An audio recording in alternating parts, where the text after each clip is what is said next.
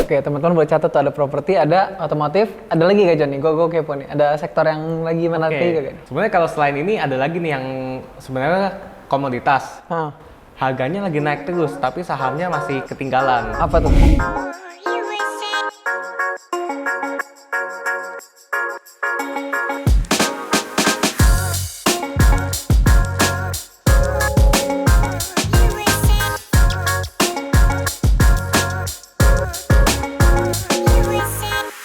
Hai teman-teman, balik lagi sama gue Mas Ben dan ada Jono. di Kepoin Market bareng Cafe Stocks. Di video kali ini kita bakal bahas soal kejadian-kejadian yang lagi hangat nih di market ya. Menjelang akhir tahun nanti mau window dressing sama fenomena di November yang biasanya pasar saham merah. Betul John? Iya, betul. Oke, mungkin boleh langsung di-share John. Ada peristiwa apa aja nih mendekati akhir tahun ini John? Ya, oke. Mungkin kalau lo lihat Ben ya, bulan Oktober ini IHSG ditutupnya hijau nih. Hijau, betul. Lumayan Kencang lagi ya? Kenceng. Bahkan kalau lihat di aplikasi RTI itu dana asing masuk sekitar 20 triliun. 20 T ya? Nah, itu ceritanya sekarang lagi banyak sentimen positif nih. Oke. Gitu. Apa aja tuh John, sentimen positifnya John? Biasanya bulan Oktober itu kan ada rilis laporan keuangan laporan kuartal ketiga. 3 kan. Di seluruh dunia, bukan cuma di Indonesia doang Oke. ya. Bahkan kalau acuan kita di Amerika aja, itu rata-rata kinerja kuartal 3 itu bagus di atas ekspektasi. Begitu juga dengan di Indonesia. Kuartal 3 udah meningkat dibanding kuartal 2. Kemudian Oke. kuartal 3 dengan tahun lalu udah jauh lebih meningkat juga. Karena tahun lalu COVID kan? Iya, jadi karena kinerja yang memuaskan ini jadi bikin para pelaku pasar nih, terutama asing, punya ekspektasi yang bagus ke depannya. Oke. Makanya di situ mereka beli saham, harga saham lagi naik. Kayak gitu. Terutama blue chip ya kemarin ya? Oktober Iya lalu. betul, terutama blue chip. Soalnya biasa kan kalau laporan keuangan biasa yang muncul ini dulu, keuangan, perbankan. Oke, perbankan dulu. Perbankan bisa jadi acuan tuh apakah ekonomi itu arahnya bagus atau enggak gitu. Oke, iya. Next, ada apa lagi John? Selain ada musim rilis laporan. Nah, terus kalau kemarin dari Bank Indonesia ya, ada berita positif juga nih Ben. Apa tuh? Jadi dari Bank Indonesia memperpanjang kebijakan untuk insentif untuk sektor properti dan otomotif, kalau lu baca berita ya. Nah, kalau yang untuk properti kan tadinya ini kan untuk diskon pajak sama untuk DP ya? DP.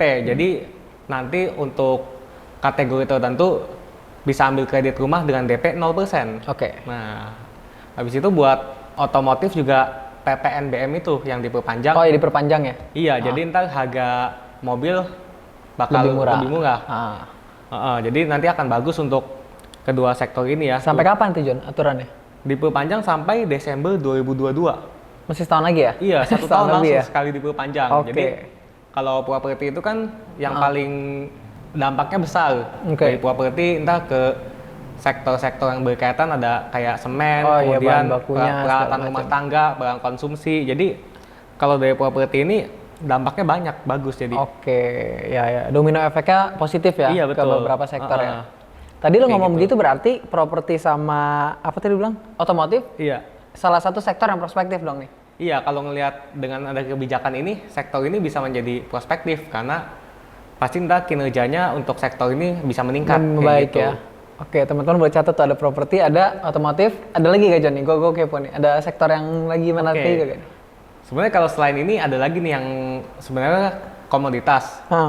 Harganya lagi naik terus, tapi sahamnya masih ketinggalan. Apa tuh? Nah, CPO, minyak kelapa sawit. Oh iya, kelapa sawit. Nah, itu bisa diperhatikan juga tuh. Oke, nah ntar gue koleksi nih, gue ambil deh. Iya. Oke. Nah, dari tadi kan lo ngomong sentimen positif semua nih John ya? Iya. Hal-hal positif yang bikin Oktober kemarin naik kencang. Iya. Nah ini November, lo sempat bilang tadi kalau pasar saham biasanya November merah. Nah Iya. kalau sekarang ada apa aja nih ceritanya nih? Yang memungkinkan November merah lagi nih, kira-kira apa tuh John? Memang kalau secara historikal kan emang bulan November tuh biasanya merah ya. Oke. Ada koreksi. Karena kan bulan Oktober biasanya udah hijau ya. Yep. Jadi wajar aja sih. Nah, tapi kalau sekarang sih ada beberapa sentimen juga nih. Sebenarnya ini sentimen negatif ya, bisa dibilang. Kayak misalnya sekarang harga minyak mentah sama batu komoditas bara, ya? iya komoditas energi tuh minyak mentah udah turun, batu bara anjlok kemarin sampai pokoknya dari 200-an sekarang tinggal 150-an. 150. Jadi kayak dari berbagai negara maju tuh pemerintahnya lagi berusaha nih buat menekan harga komoditas, antara lain meningkatkan produksi, Iya. seperti itu. Karena kalau harga komoditas mahal buat mereka nggak bagus ya. Iya, karena kan kalau harga komoditas energi ini mahal, nanti ngaruhnya produksi mereka. ke harga barang, inflasi jadi tinggi, kayak Iya. gitu. Itu Oke. karena dari komoditas energinya tuh mahal. Oke. Tapi buat Indonesia malah, Bagus. ya kalau Indonesia kan penghasil komoditas. Iya, Kalau penghasil komoditas. komoditas mahal buat Indonesia untung, tapi kalau komoditas murah ya Indonesia ya jadi kurang untung. Kurang, oke. Kayak gitu. Got it. Oke, next ada apa lagi, Jan? Terus kemarin ya bisa dibilang negatif juga nih masih. Apa Kayak negara-negara maju kan kayak Amerika, Cina itu udah ada tuh pertumbuhan ekonomi GDP kuartal 3. Yep. Itu ternyata melambat. Jadi Oke. kayak Amerika kemarin GDP kuartal 3 cuma 2% Oke. secara year on year. Cina cuma 4%-an secara year on year, di Oke. bawah ekspektasi. Yep. Ya salah satunya karena itu kayak Inflasi tadi yang ya, tinggi, komoditi terus ya? ngaruhnya ke supply chain gitu. Jadi Oke. beberapa negara maju nih diperkirakan mengalami perlambatan ekonomi. Jepang juga tuh kemarin bank Oh, iya. sentralnya meramalkan ekonominya melambat kayak gitu sih. Oke. Udah dua nih sentimen negatif nih. Iya, Apalagi nih, Jan? Masih ada gak nih? Ya kali ini Banyak ya? ini kalau kita lihat di berita ya, Hah? kasus COVID sih Ben. Oke, COVID lagi ya? Lagi-lagi COVID ya? Iya, COVID-nya lagi. Ya Kenapa mungkin karena sekarang udah Longgar. banyak vaksin, terus Iya. sudah longgar.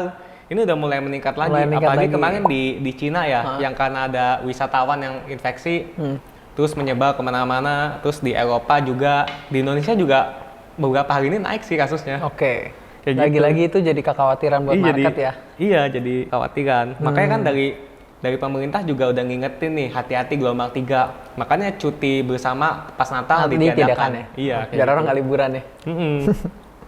Oke, ada apa lagi, Jan? Masih ada gak nih? Kayaknya Ya. banyak nih gue liat list itu. Iya sih, makanya mesti dicatat nih, soalnya gue suka lupa ya. Nah, apa lagi tuh? Nah, terus balik lagi yang tadi bulan November ya. Oke. November tuh biasanya koreksi kan. Jadi November koreksi, Desember hijau tuh biasa. Oke. Ya kan, window dressing. Ha. Nah ini kita bisa ambil sebagai peluang nih kalau emang mau belanja di bulan November. Oke. Terutama saham-saham blue chip, LQ45. Pokoknya yang fundamentalnya bagus lah kayak gitu. Oke, jadi menurut analisa lu, John, November ini lagi banyak sentimen negatif, didukung juga secara historikal. Iya. November ini merah nih. Ini bisa jadi kesempatan beli saham-saham perusahaan bagus yang lagi koreksi. Iya, harusnya nanti koreksi kita bisa beli lebih murah gitu. Nah, dan nanti kebetulan Desember kita harapkan window dressing seperti biasanya hijau gitu ya. Kita Iya. mungkin buat yang trader yang nggak terlalu lama time frame trading atau investasinya bisa ambil keuntungan gitu ya. Iya gitu.